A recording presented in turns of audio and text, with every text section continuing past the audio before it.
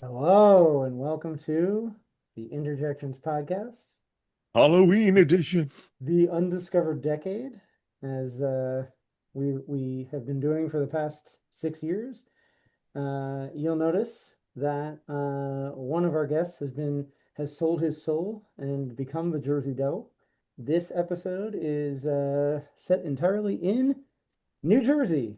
And what's more New Jersey than me? Whoa. All right. Well, we're doing Kevin Smith's Mallrats, so of course I had to do something appropriate. But The only thing more Jersey than the Jersey Devil is Kevin Smith. exactly. And I guess Springsteen, but So I he's can't got his own bring- movie. And Taylor Ham, or you guys call it pork roll. Excuse me. We're not starting this way. Oh my God, guys. Okay. We're not going to choose violence, Cory. Okay. What?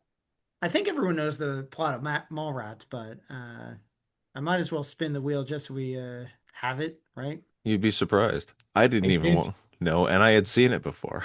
Yeah. In case the plot wasn't self-explanatory enough. All right. So Jeff technically has one more anyway. Oh boy. Honestly, the Am I plot going to is be kinda Mystery hard to Jim? describe. Well, it's an ensemble, you know. All right. All right, contestant number one. Let's see. How would you describe Mallrats? So Mallrats it was Kevin Smith's second movie, but it's about a group of teenagers. There's two couples at the beginning of the movie who break up through comically complicated dialogue that Kevin Smith is known for. And then the two guys go and hang out, and then they decide to go, drown their sorrows by hanging out at the mall all day. And then the rest of the New movie. Jersey than that. Right, exactly. And it is a dying Devil. art form. Please save your local mall before it gets turned into more condos. And this film really is just a ridiculous time capsule, but we'll get into that later. So they spend the rest of the day at the mall, and they meet up with various other characters, including Ben Affleck, who's the owner of the store, who suddenly started dating the one character's now ex-girlfriend. And then one of them has a TV show. It gets really convoluted really fast. The one character, oh my God, what the hell is Jeremy London's character's name? Oh, I have no idea. Okay. Let's See, look. we're off to the races here, man. Yeah, Yes. you're fine. Because there's You're fine. I know. Brody, TS. and then there's TS. TS, Oh, it's right? Quint. That's way right. They call Quint. each other Quint or Quint and Brodie because they're basically the Jaws characters. So Quint's girlfriend's dad is a TV producer, and so like the underlying thing is he's doing some sort of like dating show ripoff that's filming at the local mall, and they find this out like after they get there. So everything's kind of like building toward that, and then they run into, of course, Jay and Silent Bob. So Kevin's Who go throughout all his films. right. They're Kevin because that's his way to cameo into everything, and they hire them to cause mischief, which is what they're good at. Oh yeah. And then it's just a lot of just running into all these random people and all of these weird characters throughout the movie until it all ties up at the end. Yeah, it's all gags and shenanigans. It's right. Which is Kevin Smith's MO, but it's great. Yeah, I think people said this was kind of a sophomore slump, but I think it's fine. For a romantic comedy. Like it's sort of like you see the beginnings of what ends up being Chasing Amy a few years later. For sure. Like this is laying the groundwork for that, but it's also like he's expanding the universe right now because you have whatever happened with Clerks, but then you have like this takes place in the same timeline. Like we realized that one of the characters was at a funeral that the other ones were in Clerks, and it was Yeah, I didn't get that till this viewing. Even right. Mine O'Halloran's character is related to his character from Clerks. Right. Yeah. Because Last Brian name. O'Halloran makes a cameo as someone else with the last name Hicks, conceivably a brother or His cousin brother, or whatever. Yeah. And so he's tying it all together and showing, he's building out the View Askew universe. I wonder what would have happened if he tried to do something completely separate. Like he gets a blank check, essentially, from Clerks because he's now an indie darling, and he just makes another Clerks set in a mall. In a way, I mean, it's a bigger cast. That's probably what Got the a lot pitch of- was. Yeah, Yeah. exactly. It's So probably that, but he just likes working with his friends, so he's gonna keep everyone on as much as possible. Which Sure. apparently they were gonna recast Jay with Right. Seth Green yeah, at one Yeah. point. And like they made him they made Kevin Smith like take auditions, and then at the end everyone was like, yeah, no, it's Jay. It's got to be Jay. It's got to be Yeah. Mewes. Yeah, it's my If I fault. had to gather why there was such a backlash against this, is because you got the stark contrast between the monochrome relatability of Mm. Clerks. This is in a heightened cartoonish Looney Tunes universe, and it don't quite blend together. Well, it's about, it starts off with a montage with all the Theoretically. characters drawn as comic book characters Right. because, that's Kevin Smith's other passion is comic books. I So think he's he's a little early on the comics trend too. That's the other Well, thing. who's It got a really right, cameo? hits in Spider-Man in '02, right. To you the know? point where he had an actual full-length scene with Stan Lee. Right. This is how I learned of Stan Lee. I'd never heard of him until I saw this in '03. Yeah. I didn't even get it when the comic boom happened. Kevin Smith had a Stan Lee cameo before Stan Lee cameos were cool. Mm-hmm. And it's the Um, best one. It's hilarious. He's a good actor too. For sure, yeah. Yeah, which funnily enough, we were talking about, because Brodie is a massive comic book collector, and we were talking about this like while we're watching the movie. We're like, wonder how many of those are real. Apparently, the all of the comics that you see in the basement of Brodie's house are Kevin Smith's comics. That's just like a small part of the collection that he like, Small part. because well, yeah, well, because the legend goes that he sold off his comic book collection to finance Clerks, and then Mhm. bought most of it back after it became a success. Oh, that's And funny, like, yeah. so that was what he had brought back. Well, you also even said while we were watching, is this possibly just Kevin's house they're Yeah, filming it's in? it's entirely possible that they just filmed in his house, Yeah. just to save money. Yeah, like that's one of the best things about his stuff is he really he keeps everything close to home. Right, well, you know. Literally in the beginning and figuratively toward the end once he moves on to LA and all that. But Yeah. um Yeah, the only problem is that they couldn't film in the mall they wanted to, which is now defunct. They wanted to film in what was it, off of Route 1? Monmouth? Yeah, No. is it Monmouth? I always forget the name. And I had it in my head Yeah. before we started recording, but it's been demolished and turned into apartments anyway, so it's not like Kevin Smith fans can go to their Mecca.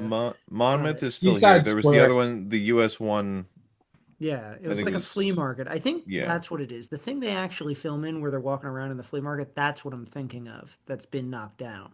Yeah. It's near Perth Amboy, which is up Route 1 from both Jeff and I. They name drop Menlo Park Mall, which was our mall as a kid, as Yeah, kids. we all did the Leo Ah, DiCaprio. I mean, yeah. that Um, was still my favorite mall. yeah, it's our favorite for sure. It's grown up a bit, but it's still, Yeah, it's still fine. It's where I still see movies sometimes hmm because they have an AMC there. yeah. It was one of the first, what were those The Alamo dine Draft House the dine-in style? theaters, Yeah, the yeah. dine-in. Three malls in New Jersey got their own dine-in style theaters In, before they took off around the nation. incidentally, we saw the last Tron movie there. Like that That's was the true. first thing that I saw at that theater was a That's funny, yeah. and now I there's another remember Tron movie out. the last thing I saw had Ben Stiller in it before they changed. I forget what it is. Zoolander? No. Maybe Tropic Thunder. Oh, That's yeah, that around would that time. So yeah, that's been 16 years since they've changed it into a dine-in theater. yep, that tracks.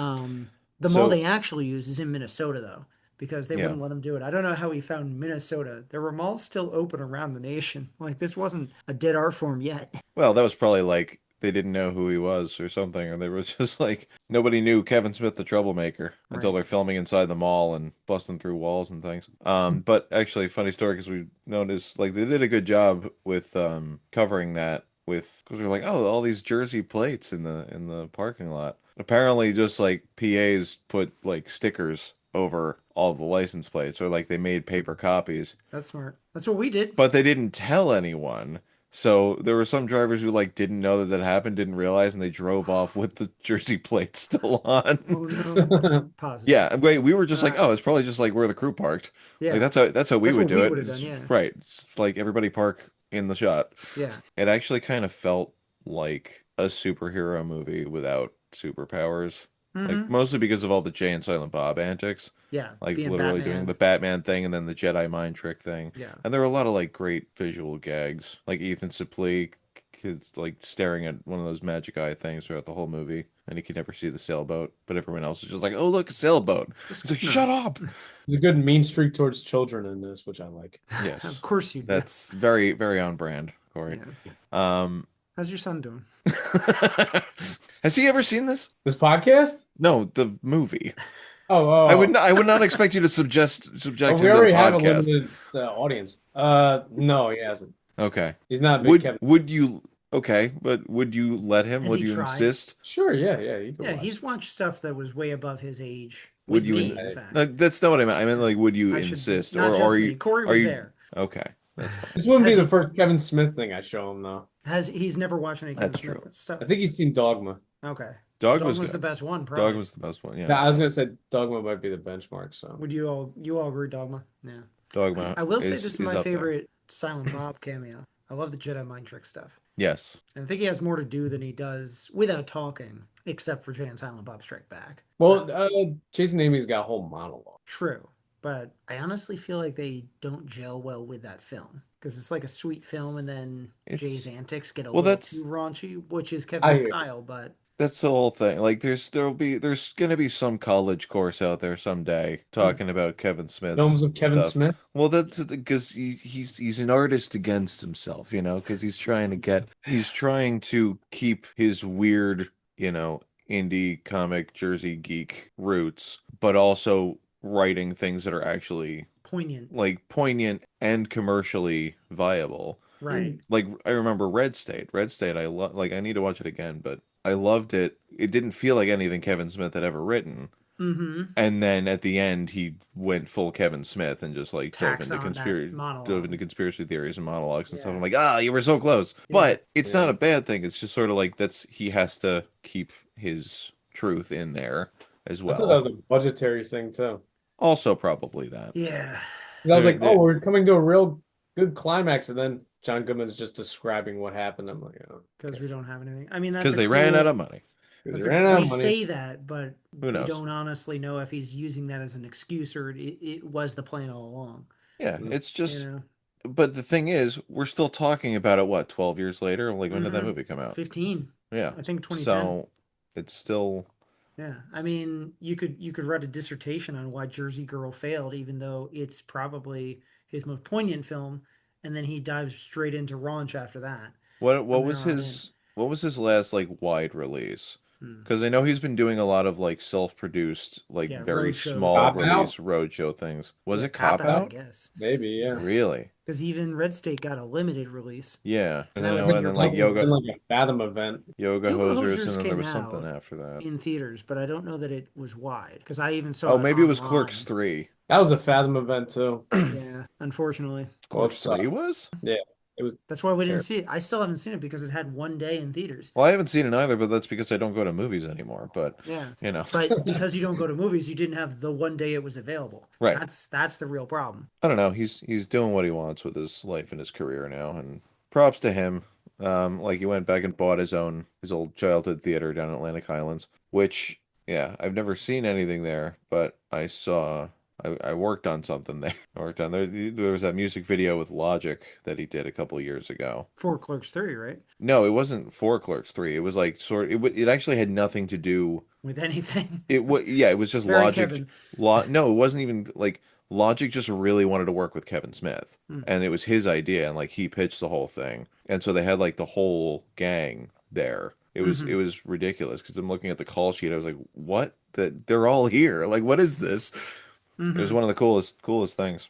But so we're also shooting a music video, but also if you see a movie there, they play their version of the Nicole Let's all Kidman go like to- we're getting ready, like movies are awesome, shut up and turn off your phone, that sort of thing that they filmed with Jay and Silent Bob. Okay. And I was also there during that.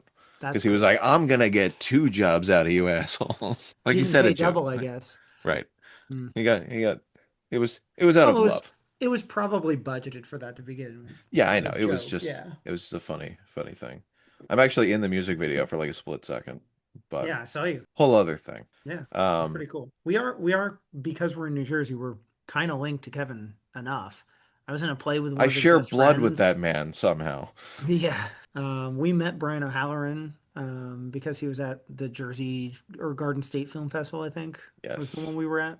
We had a film in it, and he was the host that year. I think the MC. And so we ended up having dinner with Brian O'Halloran, and I had a long conversation with him. Very nice guy. Talked about what he does in theater because he does a lot of regional theater now.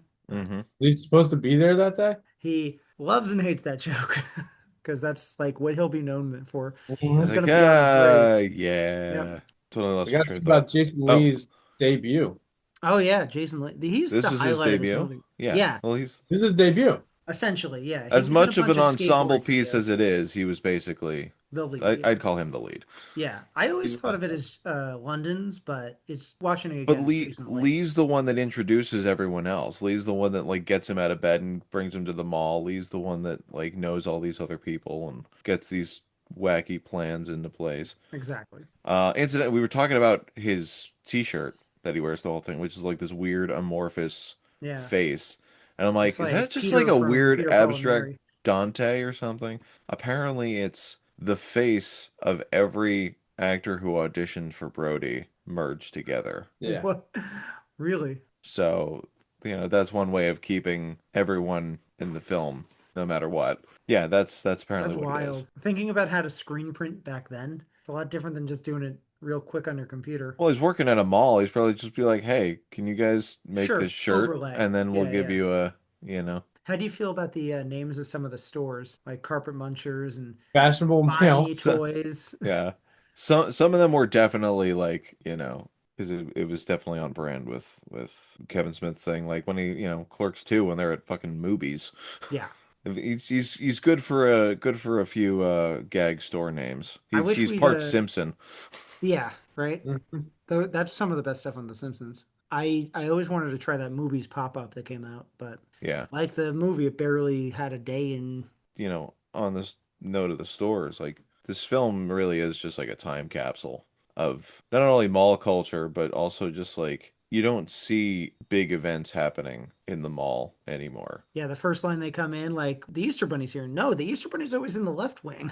I like how he's squabbling about the seasonal displays. Like, no, it's by the food court. Yeah. And food court doesn't constitute the other food emporiums within the mall. Yeah, and this is also something that like apparently malls outside of New Jersey, with the exception of like this Minnesota one, like it's not as wide a thing Hmm. as like just going and hanging out at the mall. Really? Like I hadn't I don't know. I seem I to thought they remember. were countrywide. I even said that earlier. Well, they Yeah. may have been, but But like not as I don't know. I think Jersey was like the mall capital. Like I think there were that just a makes lot sense. of them.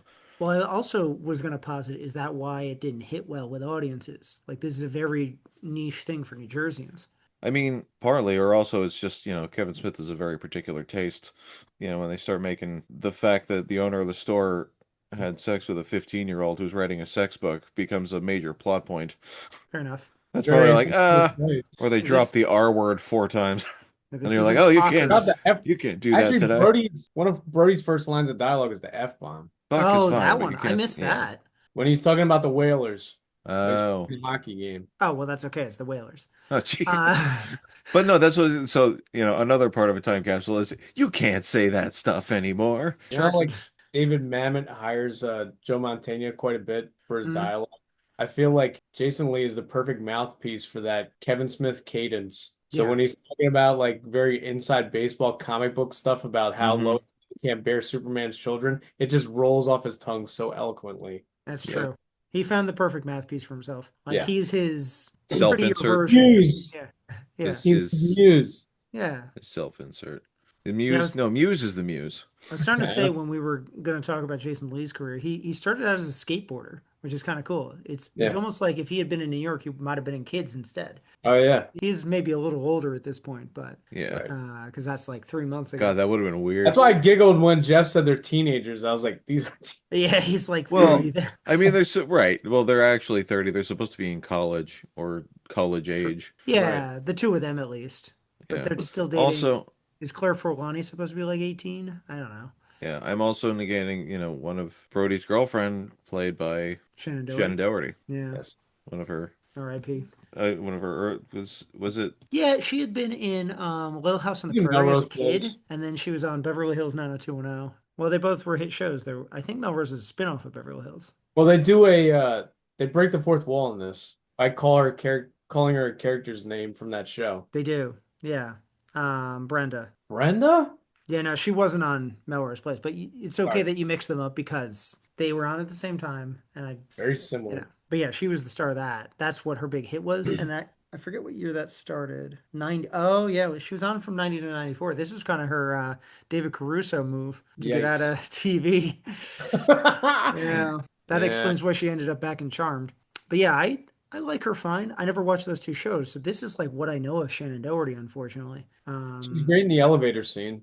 Sure. She has like a standout rant Oh, against Brodie. okay. I just thought you were being perverse. No. She is good in this film. Every time Quinn flirts with her, when she's like looking coy in the audience next to Ben Affleck, I think it's adorable. I think she So does good reaction. Ben Affleck is really good at playing despicably sleazy in this. I think it's because he's a bit heavier in this than he is usually. And it's also before he got those dental implants that He's Michael made him get for Armageddon. So he's he's leaning literally into a his heavy. he's leaning Yeah. into his jawline.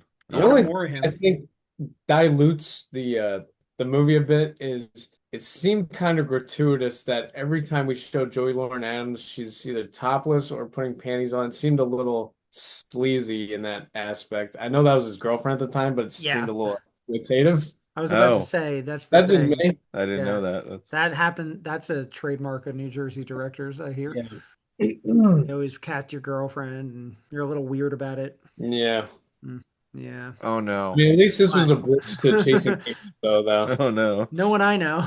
Well, Eh. uh, Well, do you want to talk about that? If Tarantino inspired a slew of college students to make weird gun movies, you had all the New Jersey kids that thought they could do it too, growing up right behind Kevin, thinking, let's make some mumblecore so indie fest. was Ninja Attack our Mallrats? What? Sarah wasn't in it. No, my girlfriend at the time was. Oh yeah, that's right. She's in the trailer. Forever immortalized. I love pointing her out to people and they're like, I don't know who that is. Okay. The one person not from South Plainfield. Yeah, it's from 20 years ago. Right. I'm not just talking about myself. I'm talking about everyone we've worked with, you know? Right. But this, yeah, he was on his way at this point. It is cool. He's like our patron saint because we all think if Kevin can do it, so can we. Where that's the case, especially now. Well, that's why, it was really cool, like going back to the music video thing. Like he was very gracious to everyone on the cast and crew and like took selfies with everyone. And he actually like he signed my call sheet because Mm. I was just like, I have to find it. I don't know where the hell it is. Because I was just like, hey, it's the first call sheet with both of our names on it. Mm-hmm. And it was just like this is, he's part of the reason we got into this. Yeah. And the fact that he like I'm not making light of it. I'm serious. Like no, I we I know. look up to him. Yeah. I am too. I had a bit of a falling out, for a while. Where I was just like I just got really sick of his Twitter feed and I'm just like I can't do this anymore. Yeah. He talks a bit too much in I felt the public sphere. well, yeah. I mean, like that's what like you go to a live taping of his podcast and you're there for 4 hours, Right. like at Yeah. minimum. Yeah. We Like talked you're definitely about getting your money's worth, but we were maybe going to try and go to the Smog Castle to watch the Mallrats retrospective. He and I think Jason Lee are going to be there, but it would take all day. Like it's today and tomorrow while we're filming the well, 18th and also 19th of October. we realized it was happening too late, and Watching them ramble for hours and hours after recording I mean, could be fun. I would have been into it. Yeah. But the first time I saw like one of his earlier podcast recordings live at like Two River, Mm. this was like 20 something years ago. Before Smog Castle existed. Yeah, exactly. This was like the Smodcast, like when it was like him and Mosier. We were there for like 4 or 5 hours. How long It was was our thing, Corey? We went to something in Philly. Yeah, we went to Babylon, I think, at the Trocadero, and I think that was at least like 2, 3 hours as well. Yeah. It's just because like there's no content limits because he'll just ramble about a story as long as he wants. So yeah. Yeah. That's why, and if he owns the venue, fuck it, whatever. He's gonna talk. He owns the Right. venue. He owns the movies. He owns your soul for those hours, which I'm fine with because like it's good for him. Yeah. He's living the literal dream. I am curious if he'll ever make something that stands out again. It's all sequels and Moose straws. yeah, I'd love to see Moose Jaws and it actually be good. No, But I mean, Tusk was fun. it wasn't fun, but it was good. Yeah. I would love to see. I mean, I know there's like Clerks, the animated series, but I want to see like an actual like with the confluence of Netflix specials and stuff. I want to see a series from him. You would think that might have come up. Right. Animated? No, not necessarily animated. Like imagine Mallrats, but like 30 years later. I feel like they might have Well, tried there to do was that, talk but of a sequel. with Yeah. Shannon gone, they don't. I think Kevin doesn't really Not want I'm to do not it. talking like actual Mallrats, but like something along those lines where it's like like because you've got the all of the Jay and Silent Bob reboot spiritual sequels, but I mean The View like Askew universe or whatever. but right, but I'm saying like give me an 8 episode Kevin Smith something anthology series. I mean they're all kind of I mean, I think that's what he's doing with these sequels. I'm Unfortunately, sure he is, but I'm They're I don't just know. not I'm just putting it out there. widely Wait, available. wait, This is a I don't want that at all. okay. You don't have to watch it. I'm in But it, man. if you get Clerks 3, I think you get what you want. I think he's been doing that just in He's got bite-sized pieces. the next The 430 movie has cameos from characters. 4:30 movie. That was the last one. he's That's doing what's right. another Jay and Silent Bob Storage Wars type movie. What? I don't know. Who cares? Yeah. No offense. I just feel bad for all of them. Because even Jason Lee hasn't done much in a little while. And he would have been the one Yeah. to have the best career. Well, with My Name is Earl and We the got other movies he's in. He's in Vanilla Sky. Yeah. I always get Jason London and Jeremy London mixed up. I kept 'Cause calling him Jason Well, when we they're were watching. brothers, aren't they? They are They were twin brothers. twins. Oh. Yeah, they Oh, only yeah. acted once in, I think, one episode of Party of Five or something. He was on like the last season of Party of Five. This one, Jeremy, and Jason shows up or something. But they I mean- also there's a weird thing. There's a show that keeps coming up whenever I do the guides from before when I watch TV called I'll Fly Away, and we've covered every actor in the show somehow. And he was one of the main characters, and then he couldn't make the series finale, so Jason stepped in for the last episode. Kind of interesting. Rooker took off after this. Rooker's fine. Rooker's a character. Rooker's actor doing now. good. I He's think with James Gunn. he's also not their age. Yeah. You know? He's not like But knowing what happens with his career after this, watching that, it was like, oh, another superhero or future superhero movie star. Yeah. I mean, he had just done Tombstone. He's known for what's the serial killer movie? Henry, Portrait of a Port- Serial Killer. Oh, Yeah, this came out in 85, I think. Yeah, something like. And he was like, it was a star-making turn. He came out of nowhere, and then he became a character actor, but it took 10 to 20 years. Yeah. He'd pop up in things, but never really be the star. So he's made a decent career for himself, but Jason Lee skyrocketed to fame. He was in like major parties. You heard about his kids being born, you know? Which is weird because this movie was tanked. Right. Well, I think it's because of other things too. Like he has Almost Famous a couple years later. I think He's that's in- really what makes him. Enemy of the States, who was in a big Bruckheimer movie. Right. And he's handsome. So he's in stuff like Sure. A Guy Thing, even if it doesn't do well. He's being Yikes. put in romantic comedies. Kissing a Fool. Right. Which isn't bad. It's not great, but it's not bad. Yeah. I guess the person that made it the most has been Affleck, but he also had his own thing with Matt Damon. Right. They were self-producing, which is what you kind of got to do Right. to get noticed. Right. yeah. I mean, what else about this film other than the vignettes can we talk about? I mean, Do it's we have a favorite storyline? I mean, I always liked the Ethan Suplee Magic Eye thing. I really wanted him to finally see it, and I forgot The he did. schooner. Yeah. Well, they reveal at the end that he does, and Right. he breaks the fourth wall. Yeah. Oh. Which actually, those credits were specifically like, yeah, it was an homage to Fast Times at Ridgemont High. Like they even used the same font and color of that Okay. to like explain what happened to everybody at the end. Storylines, I don't know, but there were a lot of like really memorable moments. Like one of my favorite scenes is when Jay and Silent Bob are beating up the Easter Bunny Oh yeah. because at one That I point, I send that meme to people every Easter. yeah, because at one point, Brodie gets beat up by Ben Affleck's character, and then to cover his tracks, he tells him that he got beaten up by the guy in the Easter Bunny, Mm-hmm. and so I told him the guy at the Menlo Park Mall was better. It's our Right. name drop. He did say that. exactly, and it was true. It's true. We love that Easter Bunny. Then Jay and Silent Bob go beat up the Easter Bunny, and then all the kids join in. What's your favorite, Corey? Cory loves the fortune teller. I bet he does. Actually, I like Jason Lee's reaction because he goes from like abject disgust to finding it appealing. No, reverse, doesn't he? Yeah, No, it's like it, reverse. London switches too. London's disgusted and then is like, wow, you're really smart. no, Brodie was like, "That's disgusting. Look at that." At the end, yeah. And then by the end, he's like, "Do you have any extra body parts?" And she's like, "You can find out if you like." Oh yeah, and I thought he was still He disgusted. seems like Yeah, a little he turned was- on. He was still disgusted at that He point, runs I away. think. Priscilla Barnes cameo, by the way, from Three's Company. Oh yeah. That's who that is. Okay, I didn't know who that was. Kevin casting his childhood heroes. Yeah. I'm getting to see their tits. Yep. Sure. That's how you do it in Hollywood. Yeah.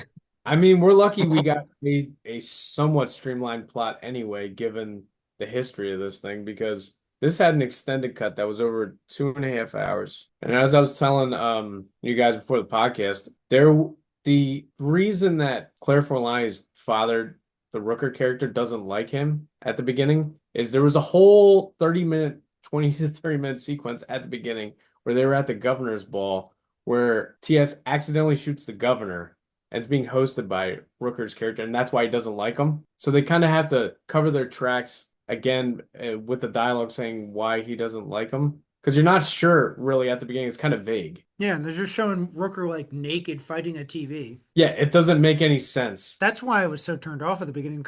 It's a little Because it's convoluted. incoherent. Yeah. Okay, that makes sense now. What? But for pacing purposes, they had to cut it out. If you have any of the physical media copies of this movie, you can watch it. It's a terrible sequence. It's a good thing they cut it out. I Yeah, want to watch this now. Do you think it's Yeah. on YouTube? let's watch it. I'm sure it is. I think I have Is there a anything physical else cut? copy somewhere. There's actually a shot of the quick stop from Clerks.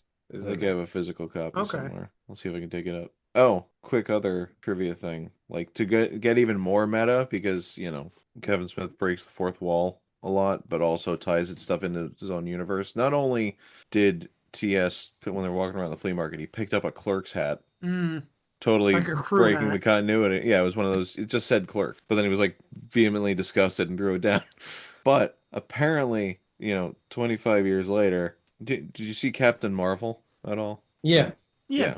He's reading the script. Right. Oh, right. That's the whole thing. Because Captain Marvel takes place in the 90s, and there's like Stanley's cameo has him reading the script for Mallrats, I forgot about that.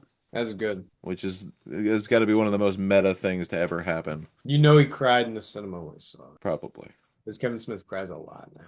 He does. So I found most of the movies just on YouTube in clips, which is kind of funny. But it looks like there's one thing where Kevin and his friend Vincent Pereira are talking about. Okay, they do show the scenes within this, but it's a 30-minute showing everything. Probably intended to be 5 minutes, but then I Kevin see. Yeah, I talking. see how like him fighting naked in front of the TV is cut in. Look at that. Yeah, so I'll link to this in the show description because then anyone that wants to see that weird diluted stuff. But yeah, so it is available on YouTube. Yeah. With an intro by Kevin. Love it. Good stuff. I like So- the movie. I would probably give it. I mean, I didn't like it the first time I saw it. I was trying to go through all of Kevin's movies. I hadn't seen them when they first came out, and by now it was like 2003, so I was catching up. And Dogman and Chasing Amy are clearly the benchmarks for him. But on rewatch, I can find some good stuff in this, so I'd probably give this a B. Okay. I was actually going to give it a B as well. It's Actually, fun. of all his movies, I think it conversely is the funniest, but it's also the most narratively shambolic. Like Right. it's not. Yeah. It's very unstructured in a way, But I could have this on in the background. but it's a good like hangout movie Exactly. because you're just there to hang out with those characters as they amble through the mall. Right. But conversely, like I said, I think it's the funniest of all of his movies and the most quotable. Yeah. I think this would have hit well on like cable, having it be something that was just always on TNT or Probably TBS. was a hit on like Comedy Central or something. True. Yeah. What do you think, Jeff? Oh, B plus. Okay. I don't know. It was great. I liked it. Would you give other films of Kevin's A's? Dogma's an A. Dogma's like an A minus, and probably Chasing Amy is like an A minus, I would think. Sure. And I think Clerks is an A, actually, like the original. That might be my But favorite, actually. in Maybe both. retrospective, because it was, especially knowing like the behind the scenes story of that, like everything involved in that movie. Maybe one day we'll do a retrospective, like a whole, like we'll just go over all of his movies.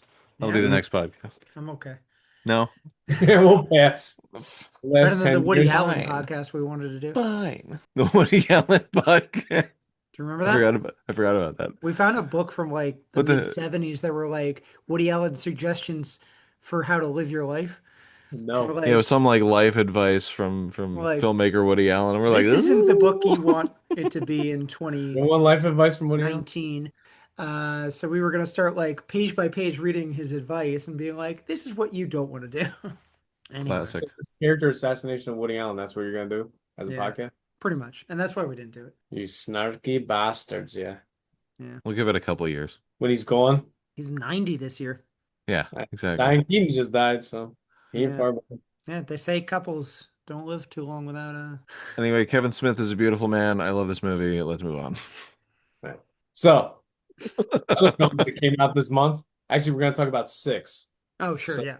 number six is heralded as a cult classic now, but I still think it's kind of toothless, which is To Die For. It's Gus Van Sant's satire of just media hungry masses trying to get their 15 minutes of fame. And it's also a script from Buck Henry. Nicole Kidman plays like this very shallow vein TV personality who's trying to boost her ratings. And then I don't want to get too far into the weeds, but there's a murder that happens involving her husband.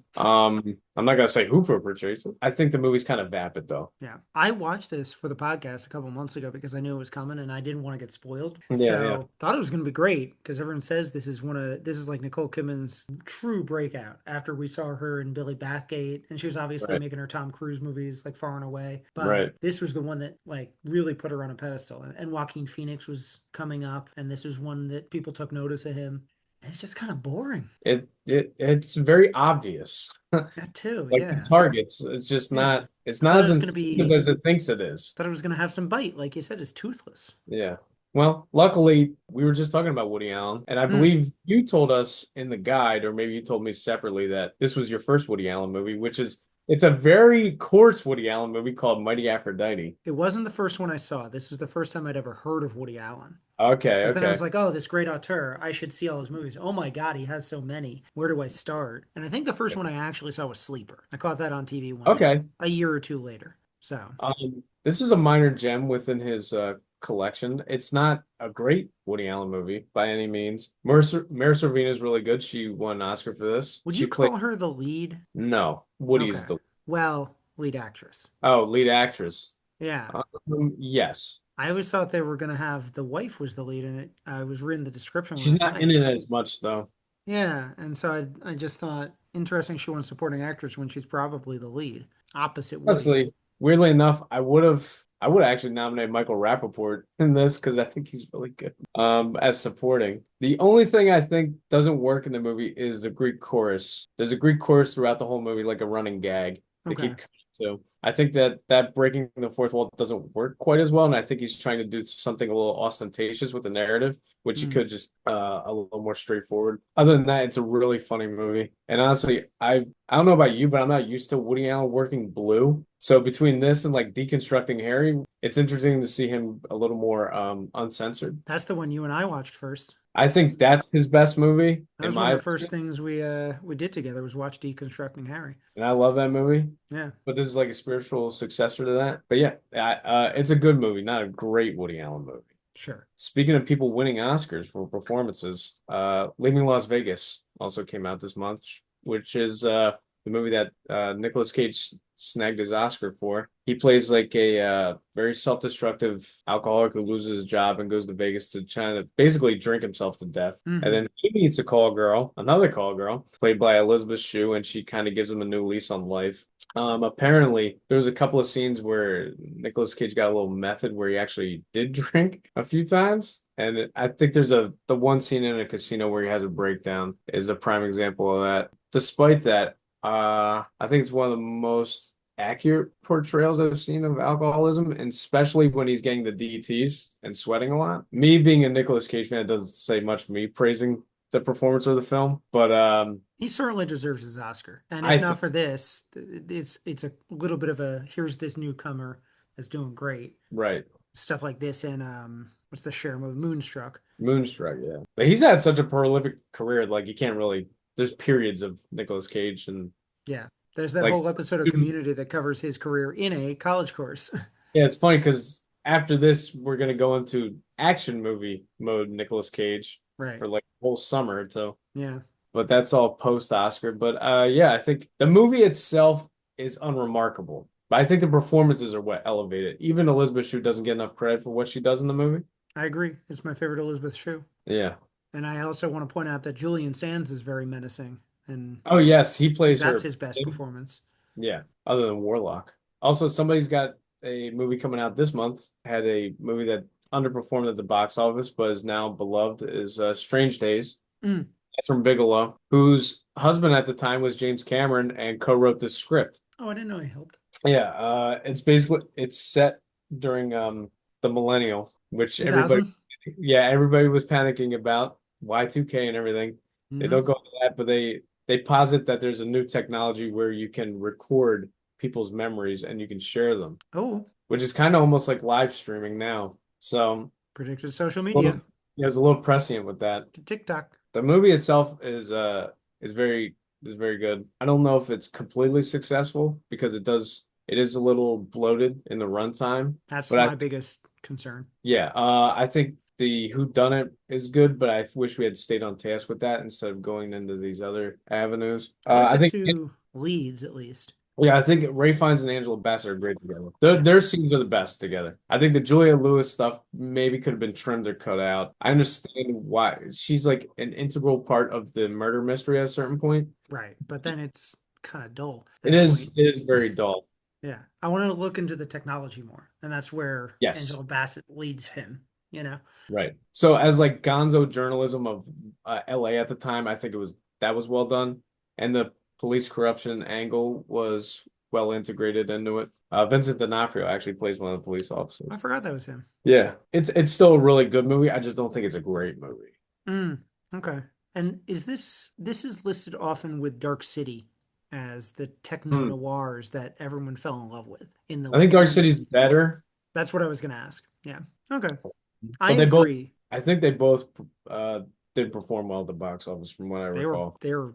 big bombs. Yeah. We could have covered this, honestly. But Mallrats, we wanted to do Kevin at some point. I feel like it's getting a lot of recognition now because I see it on every list of underrated films from the Strange Days. Yeah, Yeah, it would have been an obvious choice too. right. Yeah. I think this movie is genuinely underrated because it was a follow-up to Menace to Society, Dead Presidents. And I think that's a movie that goes through permutations as well with the narrative, but I think every segment could have been a standalone film because you got the urban crime drama aspect, then you got a Vietnam segment, and then you come back to a heist at the end. I think they're all masterfully woven together by the Hughes brothers. And actually, this might have been one of the first movies that showcased Chris Tucker and showed his range as an actor because he is the comedic relief at a certain point, but then it becomes tragic. It's also one of the first movies where I noticed like there's a lot of really good squib work because it's very exaggerated body shots that happen in this. Well, maybe it's intentional. It is intentional and it heightens the tension in most scenes. But I think this is a movie that I feel like should be listed in those underrated movies from the 90s because it doesn't get talked about enough. Yeah, I guess we could have done this too. So, looking at what our plan was, we didn't want to have Clockers and Dead Presidents back to back. Right, But yeah. we could have done whatever we were going to do otherwise. Sure. Switched them. Yeah. But the best movie of the month is Elmore Leonard adaptation Oh, called Get Shorty. for sure. Get Shorty's fantastic. Yeah. And Have you it's ever seen Get Shorty, Jeff? You would like Get Shorty. It's up your alley. yeah, it's another very inside baseball Tinseltown satire mixed with a gangster comedy. But it's never broad. It's never too broad. No. But it's very sharp. And actually, I remember watching a podcast with Barry Seinfeld talking about Gene Hackman's apprehension about doing comedy, and he kept giving him direction like, "Don't say the lines funny, just say them straight. It'll be funny afterwards, I promise you." He gave him some pushback, and then at the premiere, he put his hand on his shoulder, and he turned around, and Gene was there, and he goes, "You know, if I knew what the hell you were doing, I would have given you a much better performance." Always doubting himself, but it is a really good comedic performance. It is. Honestly, Yeah. from everybody. Honestly, it might have been the first movie I remember recognizing Dennis Farina from. Oh, interesting. That's true. This was also during that crest where John Travolta was having a renaissance because Right. it was to Pulp Fiction, and apparently Tarantino read the script and convinced Travolta to do it because he didn't want to do it, which would have been a major mistake. I have a podcast I listen to a lot called this had Oscar buzz, and the whole thing was he won the Golden Globe for Best Actor for Get Shorty Right. this year for comedy. And I Right. believe Nicolas Cage probably won drama. Going into Oscar nomination day, they all thought everyone was going to get something. Maybe Gene for supporting actor, or even Danny DeVito because he'd never gotten anything. Picture, writer, director. You know, Barry Sonnenfeld's finally hitting the peak of his career, and it got Right. nothing. Not one nomination.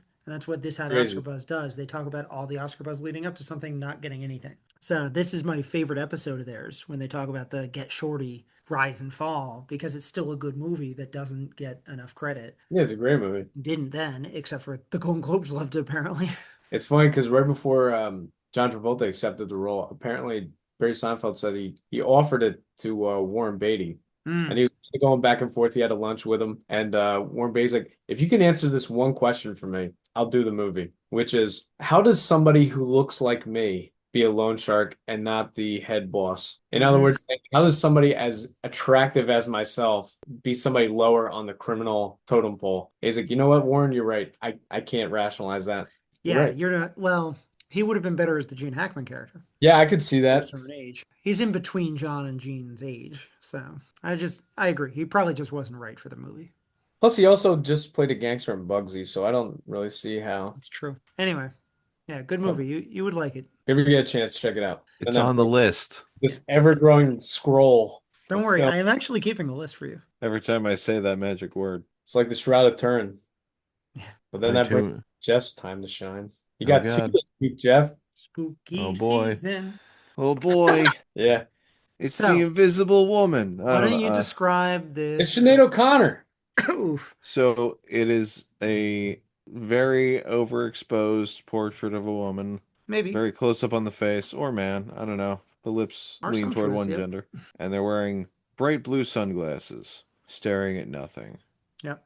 Hmm. I'm guessing this has to do with some sort of, either Hollywood or ghost story or someone fading away, They're just solving her blown own out. murder, better off dead. I don't know. Hmm.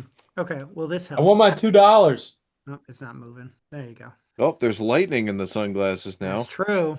I Oh, just wanted to see what you would say before giving you something. lightning in a bottle. Lightning strikes twice. She's watching the demise of her enemies. Okay. So, Yeah. album cover of Lightning Crashes by Live. If this is it, because this is it, what film would you make out of this? What would you do as a tagline? What would you call it? Well, there's two ways. Either it's a crime drama where she's trying to replicate success because she's seeing lightning and she's trying to it's sort of like it turns into a stalker thriller, or it's a sci-fi movie where she can suddenly control the weather and fucks with everybody. I like that. I would buy that. Neither of which are The prequel anywhere to near the Storm. actual. Right. Ooh, Storm Origins? Yeah, okay. Yeah, there you go. So what would you do as a tagline for that? Pick either. I like the Storm one, but if you want to go with the other one, Yeah. and what would you call it? Lightning never strikes twice, Nice, unless. nice. Unless dot dot dot. Love the dot dot Yes. dot. That's it. It's just unless dot dot dot. Yeah. And then what would you call it? Storm Chasers. All right. No, I think I'm leaning too much into the lightning part of it. I think that's more It's of okay. a That's what this poster's doing to you. That's figurative, my right. point. Yes, exactly. Just lightning in a bottle. I don't know. Lightning in a I- bottle isn't bad. Yeah. Okay. So I don't remember the exact plot of this. I've seen it and I forget what happens, but that's an albino child, right? Yeah. And what's the Mother plot was for it? You might struck as by well lightning. tell him because this is it. Okay, so the mother was struck by lightning when she was pregnant. And he has telekinetic powers. And this is a man, by the way. Yep. Sean Patrick Flannery of Boondock Saints. The reason he might look a little feminine or kind of soft is the director. The child. You want to go into this? No. Okay, never Because he's mind. a child. That's fine. Never mind. We can if you want. I don't know how many people know about I'll Victor just say the Salva. name, and maybe if Jeff knows, you can research this later if you want. Does anybody know who Victor Salva is? Have you heard about him? Nope. He's a little Okay. creepy. Yeah. Okay, we won't go any. Yeah. But yeah, he has telekinetic powers when he grows up. But yeah, he's basically albino with alopecia. You can't tell from the poster, but he's bald Right. and has no eyebrows. Yeah, so they're not highlighting him at all. There's just making lightning and sunglasses. There's nothing to give here. Yeah. Yeah. So It actually kind of it's reminiscent of that scene from Oppenheimer where they're watching the bomb go off. fair enough, yeah. Because So it's it's so weirdly bright. like a proto superhero origin story, Okay. Okay. Yeah, I remember that. but it's more of a drama. Lance Henriksen and Jeff Goldblum are in it. I thought it Wow. was fun because Jeff Goldblum was in it. So we rented this when it came to There's Steam version. VHS. And we thought it was fine, my parents and I, but I again don't remember it at all. Don't know that it's very memorable. But that's why I wanted Core to tell you the plot itself, because this poster gives you nothing. Now that you know the plot, what would you call it? Because they just use his name. White Lightning. Better, because maybe that's his superhero name eventually or something. This is also a name for moonshine and And it marginally. takes place in the South, I think. Oh my Yeah, god. the Burt Reynolds film was about that. That's true. Smuggling. Yeah, White that's true. So we can't just do it again, but Yeah. oh well. Mind's Green eye. Do Lightning. you want to try an extra tagline now that you know the plot? Because this is dull. The I could help. tagline. The tagline. He will move you. Okay, that's better than this. Wait, an, can I give him a clue to the an title? Sure. extraordinary encounter with another human being. Cool. First of all, it looks like you typed that. That font. It does, doesn't it? It's so generic. It's real bad. Yeah, that's yeah. So Static think of something. things that are white. Mayonnaise. You know what they call them? Paper, snow, a ghost. No, what's the synonym for snow? Cocaine? Like No, no, Yeah, no. what's the yeah? What's the synonym for cocaine? snow, ice, frost, icing, He's close. powder. Sorry, Oh God. This is I about a just had to do that. child and it's Yeah. named Powder. Yes, it is. It's even worse Ugh. when you know about Victor Salva. They call him Marshmallow at one point. Was it really? Well, the bully calls him Marshmallow. Oh, okay. I kind of remember that. Oh I my thought that God. they were going through names, and this is what they landed on Oh eventually. God, that'd be horrible. Okay, so that was it. In case this was too difficult, I had another one for you.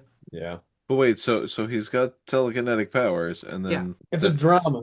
It's a It's just drama. about him being considered a freak and his And overcoming that. yeah, and So is it like on a scale of Chronicle to oh, Sixth Sense? Like, it's not on the scale. okay.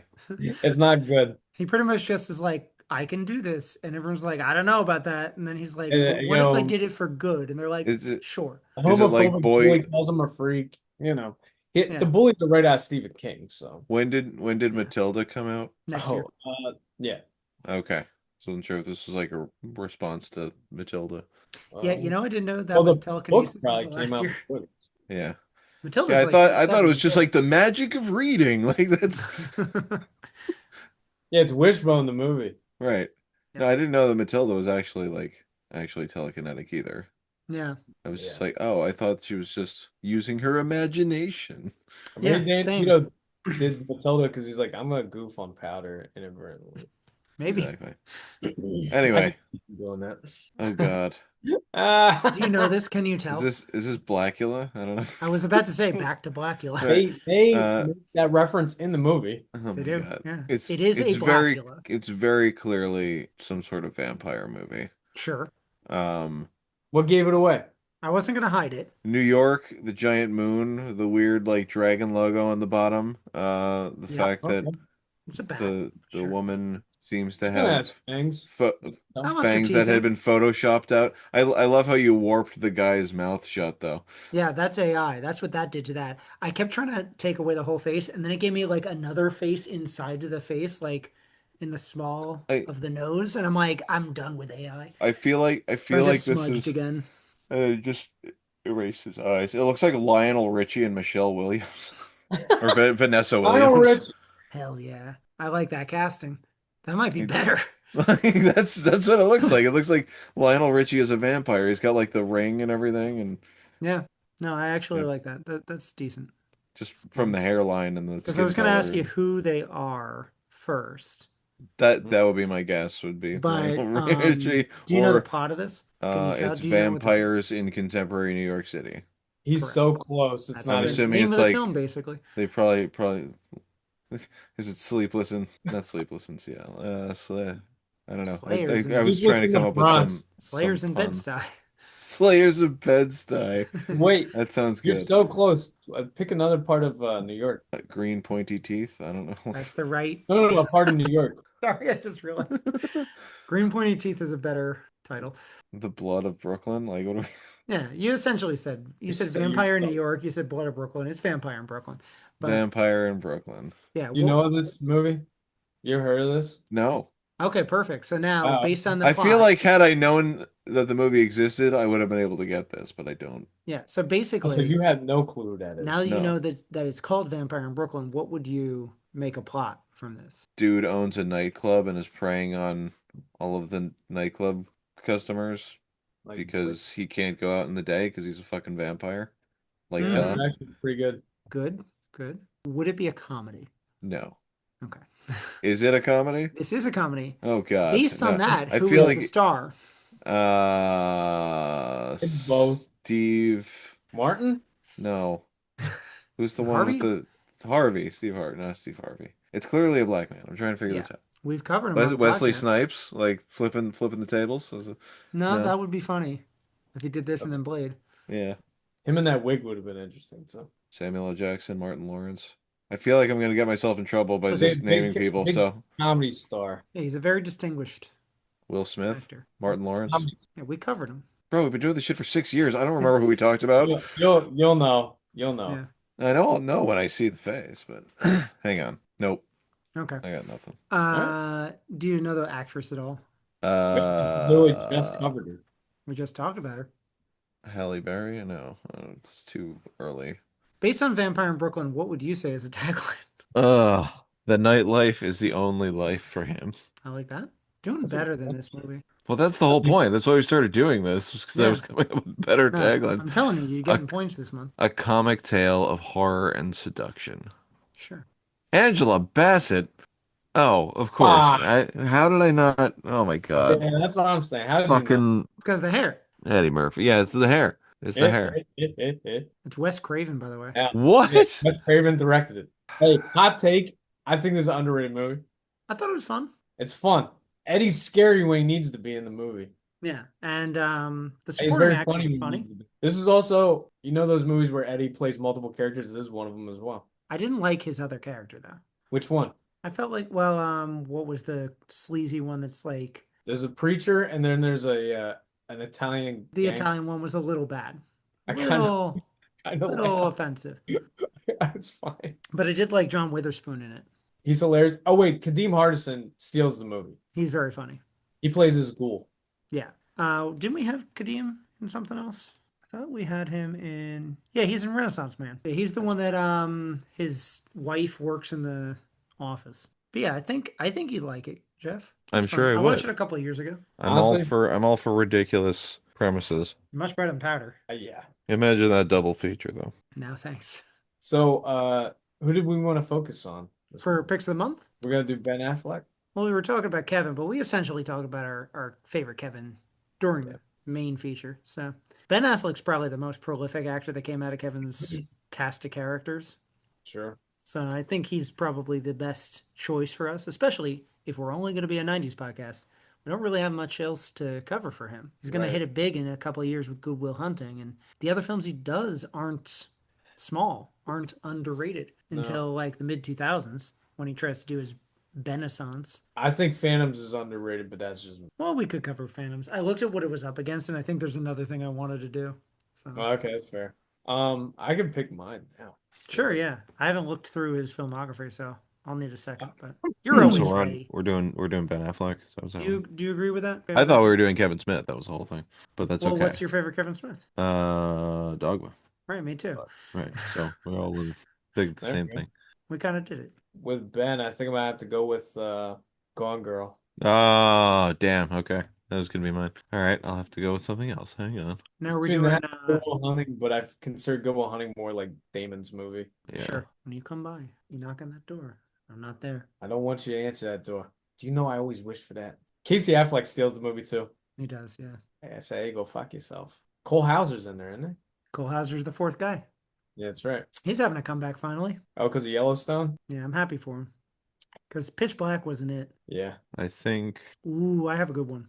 Argo. Argo, Nice. fuck yourself. You think Jimmy would do Good Will Hunting? That makes sense, right? Yeah. Would he do something like Armageddon? Or The Town. Or Buffy the Vampire. He actually might like Buffy, but he's barely in that. He might go with Chasing Amy. I'm curious what you're picking.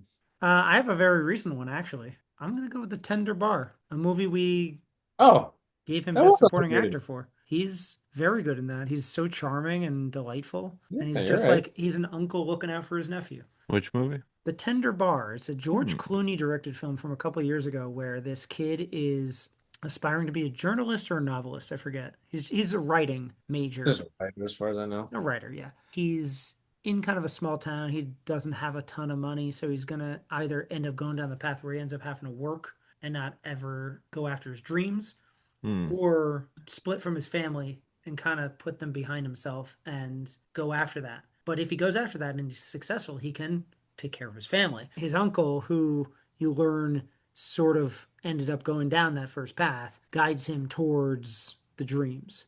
And he's just so charming. There's nothing else to say. He's effervescent. He loves his life despite not getting to go for his dreams, that he Right. wants to instill in his nephew that whatever choice you make doesn't matter. You just have to be happy. And it's just, I don't know, gets me just thinking about it. So, That's Ty Sheridan, right? yeah, Ty Really? Sheridan's the nephew. Lily Robb was the mom. Christopher Lloyd playing the grandpa.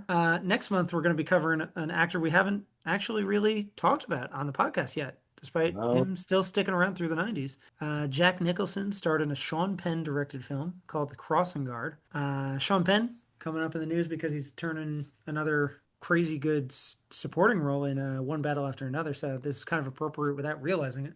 But we get to talk about both of them, Sean Penn and Jack Nicholson. I don't know anything about the Crossing Guard, so I can't talk about it. But what's the basic plot? Jack Nicholson's daughter was killed by a drunk driver, and the drunk driver's about to get released from jail. Ah, okay. That's all we need. That sounds fun. And we'll talk about it next month. Yeah, exactly. Yeah. See you next month.